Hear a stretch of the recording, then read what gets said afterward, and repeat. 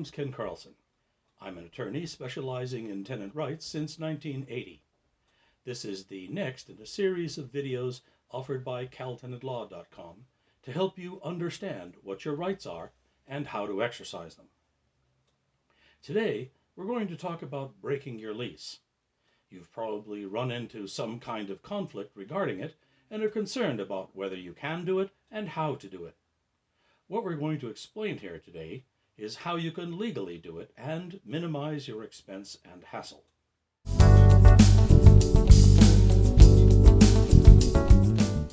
First, let's go over some basics.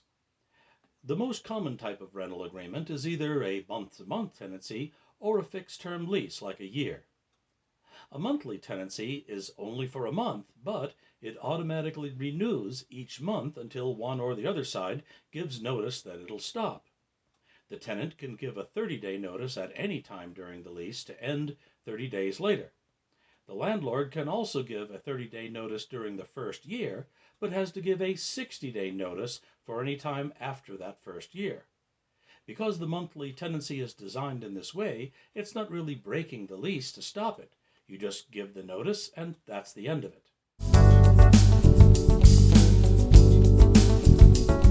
A lease is for a fixed term, like a year, and usually does not automatically renew as a lease. The purpose of the lease is to give stability to the parties, a stable income for the landlord, and a stable place to live for the tenant. If you leave at the end of it, you're not breaking the lease in most cases. Time's up and you're gone. When the lease expires and the landlord continues to accept rent, under Civil Code 1945, it usually converts to a monthly tenancy on the same terms, including the same rent. If you want to get out of the agreement after the lease expired, you just have to give a 30-day notice to end it. At that point, you're not breaking the lease, just ending it. A landlord can give a 60-day notice as well.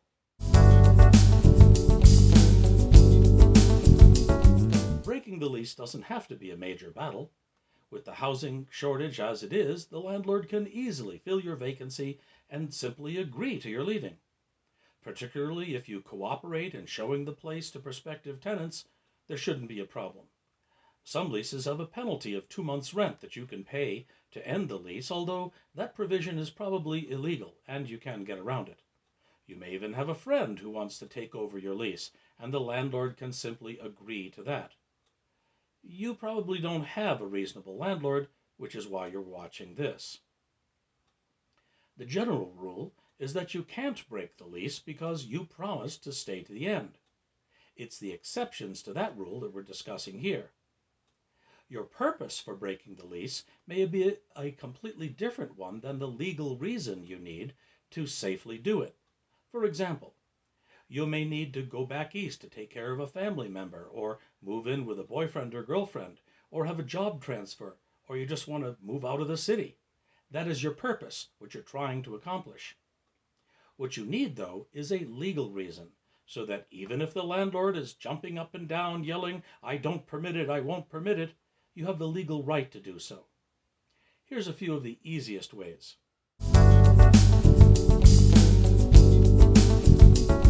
In the earlier videos, you learned about Civil Code 1942, which gives you the right to repair a habitability defect like a broken window or clogged drain and deduct that cost from your next rent check. That same law gives you the right to just end your lease instead. You ask the landlord to fix it right away, and when he doesn't, you announce that you are terminating the tenancy under Civil Code 1942. It's that easy. Practically every tenant can use this way to break a lease. This applies to monthly agreements as well. Really, what rental place doesn't have something wrong? You can download the Habitability worksheet from the CalTenantLaw.com website to give you a checklist of things to look for. And it can be any minor thing like a missing window screen or electric outlet where one of the plugs doesn't work, or you saw a cockroach. It doesn't even matter that the defect doesn't really bother you at all, only that the defect exists. A habitability defect doesn't have to be something broken. Any nuisance is a habitability defect. It's a nuisance if it's hazardous to health, offensive to the senses, or blocking your movement. So, a noisy neighbor, smoke coming into your apartment from another unit, a bad smell like garbage or sewage, or even someone blocking your parking space. It can be insufficient lighting outside, not enough trash bins, trash or debris in the common areas, or any safety hazard like a slippery surface, loose handrails, or trip hazards. It can be a tree limb that's about to fall, or a collapsing fence.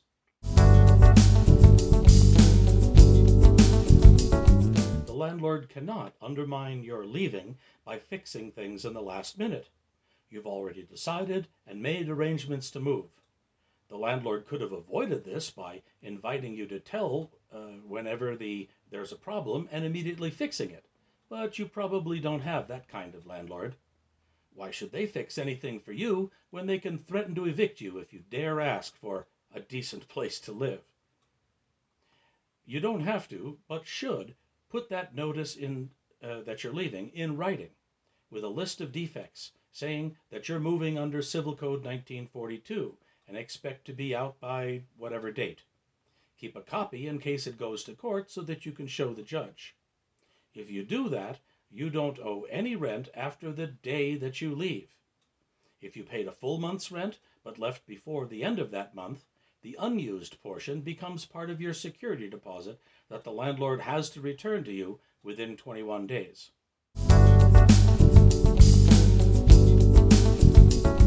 You also want to request a preliminary inspection under Civil Code 1950.5F. That's the statute that concerns security deposits. You want to have that inspection 2 weeks or so before your planned moving day.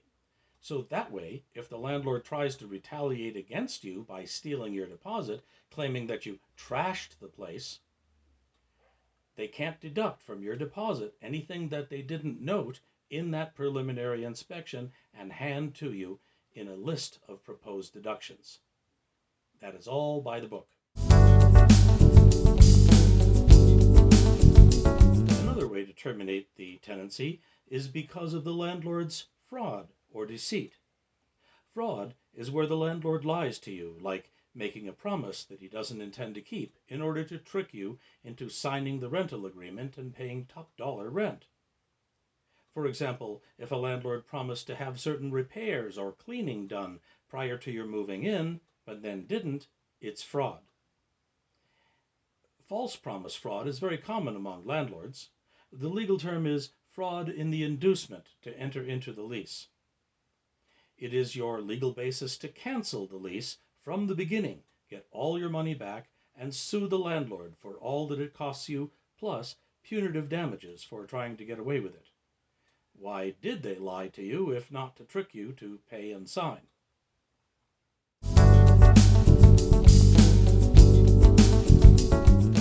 Deceit is like fraud, but instead of lying to you, they just don't tell you what they're legally obligated to tell you. The law says that there is a special relationship between landlords and tenants, where a landlord must tell you about circumstances they have reason to know might keep you from renting the place. For example, if there's construction that's about to start next door, or it's a high crime area, or the building has a mold problem, or any habitability defects in your unit, they have to tell you about it before you sign the agreement.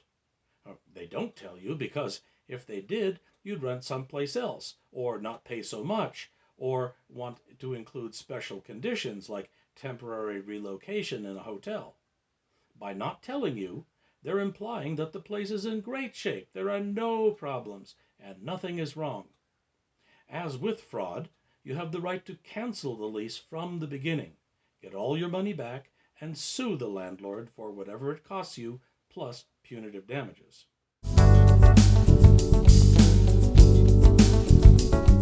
Now, you might be renting an illegal unit, like an apartment that's supposed to be a garage, or duplex of a unit that's supposed to be a house.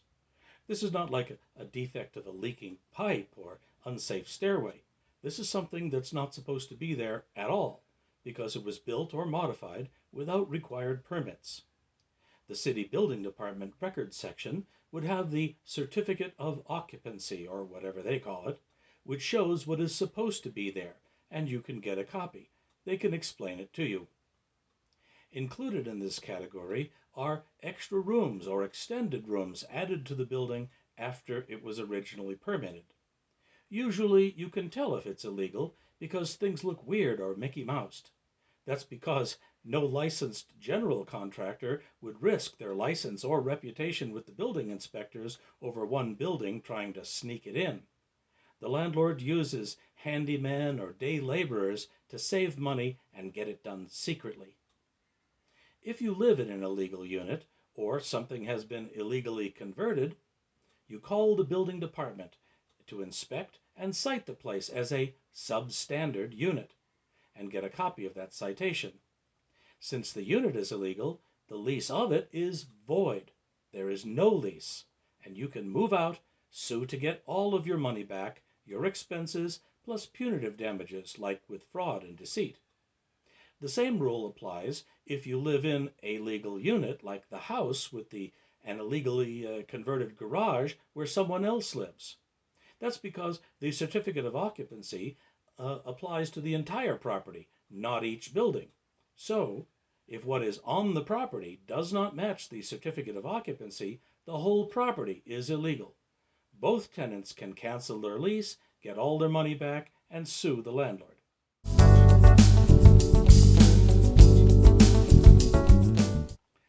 Destruction. You can also terminate the tenancy based upon destruction, which could be from a fire, roof collapsing, flooding, broken foundation, and other things. This is like terminating for uninhabitable conditions in most cases, but not necessarily.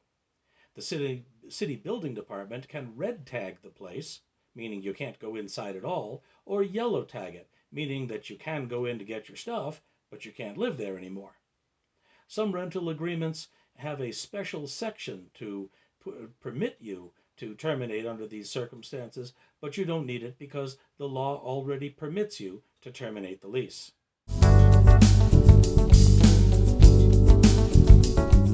There are other ways to legally break the lease, but what if you have no legal reason? Civil Code 1951.2 says that if you break the lease, you owe all the money for the rest of the lease minus what you can show the landlord could have avoided losing. Even if you do have a legal reason, we recommend that you use this as a backup plan. If you tell the landlord you're breaking the lease, you probably get the "oh no you don't" reply. Well, the landlord thinks that with you leaving, he can test the market to see if he can get even higher rent than you were paying, all while charging you full rent until some sucker finally agrees to rent at the higher amount. He may try $1,000 more per month, drop it to $500, and accept only $200 more 6 months later. He thinks that you owe him that 6 months' rent while he was gambling in the rental market. Not so if you do it right.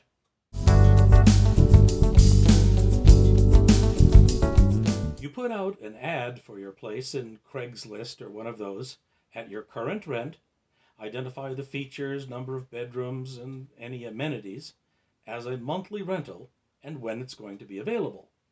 The landlord says you can't, but that's because he's advertising it at a higher rate, but he can't stop you. You download a rental application from the internet and start showing the place. You explain to the prospective tenants that you're doing this for the landlord, which is true even if he doesn't appreciate it. Interested tenants can fill out the application. They show that they agree to pay whatever that price is. You keep a copy and send the original to the landlord with a "congratulations, I found a replacement." Voila! You have the proof that the landlord could have avoided losing money by accepting such a tenant, and you're off the hook for the rest of the lease, even if the landlord rejects them. To be clear, you're not subleasing. This is that you're not keeping yourself as a tenant in the middle, hoping to get rent from the subtenants to pay the landlord. Nor are you assigning the lease, meaning having the new tenant take over for the rest of your lease, where you remain the guarantor for the money that's due. This is a complete replacement, as though your lease just ended and this is a fresh, unrelated applicant to fill the vacancy. You don't need the landlord's permission, as the lease may say, because this is not subleasing or assignment. This is just to keep the landlord from losing money. The law does not require the landlord to accept the new tenant. He can be as fussy as he wants in selecting your replacement. That's not the point.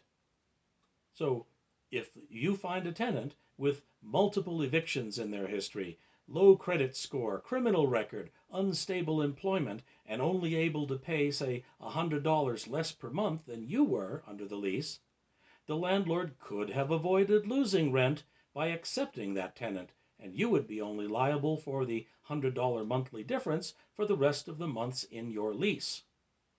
The landlord only wants millionaires with 800 credit scores, no problems, and ready to pay any amount.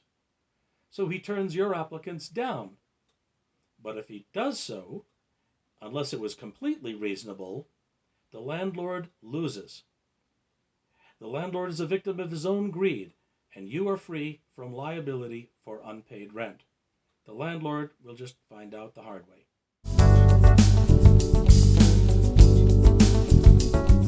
Yet another way to break the lease is to sue the landlord, such as in small claims court or a major superior court case. You may have had it with the landlord for habitability defects, trespassing into your unit, lying to you about conditions, illegal charges, and other things. You may have held off making a big deal about it while you were living there so as not to rock the boat and have to defend an eviction. But now you're leaving anyway. Those reasons are gone, and you have nothing to lose. I mean, what's the landlord going to do? Evict you? Great. That's just what you wanted. Your landlord is not expecting you to sue him, so when it happens, he comes unglued and makes threats. He may file a countersuit, only hoping to neutralize your action against him. If you sue him for things that are not insurable, like intentional bad acts other than breaches of contract, he'll have to pay for his own lawyer and the judgment, not just casually hand it over to his insurance company to pay everything. The cost he faces and his liability to you could be huge. His own lawyer will suggest that he settle, including that the lease be terminated. After all, he certainly doesn't want to keep a tenant who's suing him, does he? Mission accomplished.